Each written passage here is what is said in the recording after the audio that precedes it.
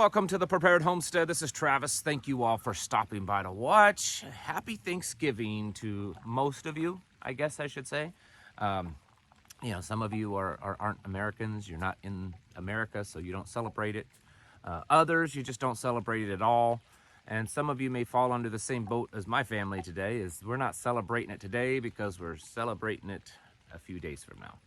Our local community here of prepared homesteaders, we're all gathering for a big family, traditional family gathering Sunday. So that's what we're doing. And today, in the next couple of days, we're kind of preparing for that. We're gearing up for that, getting a lot of stuff cooked, several turkeys, things like that. It's a big deal for us, having this community. It's a big deal. Building a group of of like-minded individuals. Are we all identical? Do we all believe the exact same thing spiritually and politically and everything? No, not exactly. No, there's variations and stuff, and that's okay. But we all come together and we realize that how important it is to have each other and to build something that is more secure and that has less chance of collapsing as everything around us is collapsing. And so that's why I think it's become such an important thing. It's a very family-focused community. If you are involved or trying to start some type of prepper, mag, whatever group, it needs to be family-focused. If it's not family-focused, then it's probably not going to be a big success. And that's just my experience with this kind of thing. The world that we live in is, well, as you know, kind of coming apart at the seams. And right now there is this big movement in the prepper community to form up in small little mag groups, in mutual assistance groups, so that we can be there for each other when it all collapses, come to each other's defense, that kind of stuff. But my opinion is why don't we take it a step further, like kind of look beyond that little mag group and say, well, why don't we just create a complete alternative, system, an alternative community, an alternative society to what's going on today? Because it's all really failed. Really, every area of it is failing. And as this ship sinks, meaning the society around us, civilization, whatever, the government, the economy, whatever you want to call it, it's going to draw us down with it if we're that connected to it, if we're tethered to it. It's going to make us weaker because their systems are failing and we depend on those systems. Well, why not just build our own systems outside of that? It was told to me a little analogy. Said, think of a train going down the track. It's funny because I've used similar analogies. And that train is this civilization, this government, this system, okay? And think of things like the In the Fed movement, a Tea Party, different types of tax, movements like the fair tax, things like that. None of them are wrong, none of them are bad, but they were trying to make great repair to the system, right? They were trying to, a revolution within the system. And that would be like standing on the track trying to stop that train. It's going to be difficult. And as history has proven, not happening. So instead of doing that, why don't we just build another track? Why don't we just build our own track and train? Just say, fine, you want to do this, you want your system to be that way. We don't want any part of it, and we want to build our own track and train. I've talked about on this channel, and I've talked about it over the years because I've written articles, used to have a blog and wrote a lot of articles about it. I called it cultural secession. I know that there's other people that use that term maybe differently than how I use it, but this is the culture, the American culture, and we want to not be part of it. We want to secede from it. We want to walk away from it and create our own. I know that many of you at this point in the video are probably kind of rolling your eyes and say, well, that sounds great, but it's never going to happen. Like that's just ridiculous. You don't understand how difficult this is. What you're seeing, that this is, it's illegal. They're going to stop us. We don't have the manpower. We don't have the money. I mean, they own everything. They control everything. You're right, they do, but that doesn't mean that it's an impossible task for us. You see, when we're trying to work within the system, we're trying to play a game that they control all the pieces to that game and that they can change the rules to that game anytime that they want. And that's why we're never able to be really, truly successful. We have to create our own game. And it's not as difficult, I believe, as you think. Because in the end, the main component, the most important component to any civilization, to any society, is people. And if we have the people, then we can do a lot more than you think. And so that's one of the things that I really think as small communities we should do. We can have our own education systems. Most of you probably homeschool right there and come together and work together with other fellow homeschoolers in your group. Whether it's having, meet once a week, once a month, and sharing information and helping each other out. So there's an education system taken care of. Medical systems mostly can be taken care of, maybe even all.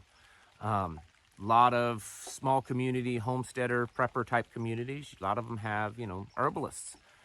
Maybe there's nurses or other medical professionals that attend your meetings. Maybe there's naturopaths that you can, work with, and chiropractors, and even possible, very possible, allopathic, mainstream medicine. It's possible.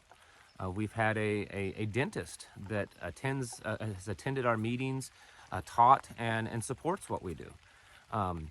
So it's very possible to start to build a network of medical systems outside of that. It's possible to even, and depending on the size of your group, to even be part of like group medical care. It's not really insurance, but it's like insurance. There's things like that you can do outside the system. The economy, you can create your own economy. You can barter and trade amongst your group. You can use gold and silver and other means to trade and to buy and sell things. Help each other out. That's another way. Communication, creating your own communication systems. Creating your own kind of judicial systems. Doesn't mean that you're going to imprison necessarily or execute or anything like that, but trying to handle things within your group. This could very possibly be one of the ways that we kind of save our society, not the greater society, but save some semblance of what we once were as a people. It's possible. My opinion is that we might as well go ahead and start doing it. I mean, if we've already got all the pieces to this puzzle, we might as well start putting it together. And if we're able to finish it before it's all done, that's great. And if not, we've done a lot. To me, it just makes sense. We don't know how long this is all going to play out. We don't know if it's permanent or not. We don't know how much longer we have in this world. So we have to continually also plan for the future. And one of the things that I think of is our children, my children and the other children in our group, our community. And we have to plan for them and kind of lay a foundation for them to exist. And if we build this community of people that are there to help each other and that are kind of, in many ways, building something outside of the system, we're leaving them with something. We're leaving them with a legacy. I know this is going to sound silly and small, but I've told it to a few people, and I find it very exciting. I think that this was one of the coolest things, and I know you're probably going to laugh, and that's okay, because I get the humor in it of me saying this once you hear it. Our last meeting, this has been kind of happening. We have been encouraging people, and I'm getting to a point, so stick with me. I know it's story time with Travis. We've been encouraging people at our monthly meetings to engage in commerce and stuff. If you have a small business that you want to promote, or if you make something, hand make something, or something like that, bring that. People, you can trade, barter with each other. And we also encourage people using gold and silver. Well, of course, mostly silver. Not too many items expensive enough to use gold. But anyways, and it's starting to happen. There's a family that makes t-shirts. And myself and others have purchased t-shirts from them using silver coins. Other things like that. Come to find out, there's a person that comes to our meeting, this lady, and she is a beautician and a barber. She has both training. And so she sets them up in the back of the room, the back of the building, and she does haircuts for people in exchange for silver. Now, to me, I think that's just awesome. She's exchanging a service that most all of us need. I mean, you can go in and buzz your head if you want. I do occasionally, but it's nice to have a good haircut, right? It's just, it's just nice to have a good haircut. And she'll do that for you before and after the meeting in exchange for silver coins. Now, I know that may sound silly to some of you, that why I would be so excited, but I think that's amazing. I think that's awesome. There's been talk of setting up a, kind of our own little medical clinic. We do have actual physicians that come to our meetings. And there's been talk of setting that up so that people could use their services and, use alternative means to exchange for that.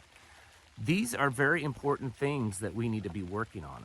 A mutual assistance group is great, but if your mutual assistance group is just sitting around and talking about things and then planning for the doo-doo hitting the fan and then everyone with their guns coming over and potentially defending a maybe possible threat, my opinion is you're missing out on something. There's more to it that you could be doing. And building a community of like-minded people to where you can exist and function at least many ways outside of that system, outside of the greater system, I think is going to be a much better way to go. Now, of course, we can't do everything. We can't, have our own fire departments and our own police departments and our own roads. Maybe not. But at least right now, it's not possible. But, there are things that are being talked about of future endeavors. As this comes together, people are starting to realize the importance of it and the capabilities of it. There's ways to organize that. There's ways to organize this that's different than the way things are organized currently today. I was trying to think of the best way to put that. You can go back and look to the founders. Thomas Jefferson wrote a lot about what he envisioned America to be, and it didn't pan out. How he envisioned America to be structured. You can go back to the Bible, Deuteronomy, and you can figure out how the children of Israel were set up, how they were broken up into small family groups, tens, hundreds, thousands, and how they're structured. That's a good way. You can combine both of those because they're both pretty similar, the Jeffersonian way and the biblical way. There are ways to do this and make it actually function. Instead of sitting back and saying, yeah, that's a great idea, but it's just not going to work. There's just no way to do it. We just, if we want to change the system, we just need to elect the right person in the office. If we want to change the system, we just need to keep petitioning the local governments to behave. Why not just create our own system and do as much as possible? And the bigger we become, the more people that's involved, the more that we do, the more we're able to be less part of that system. Now, I understand that most of you are immediately going to jump up and say, man, you're placing a target on you. If people do this and they work outside the system, they're just going to be a target. If that's possible, I do believe that there's ways to keep it kind of off the radar as long as possible. It's also important to do this in places where local governments couldn't care less, kind of like where we live. We have Amish all around us. There's Amish all over this part of the country. And pretty much that's what they're doing.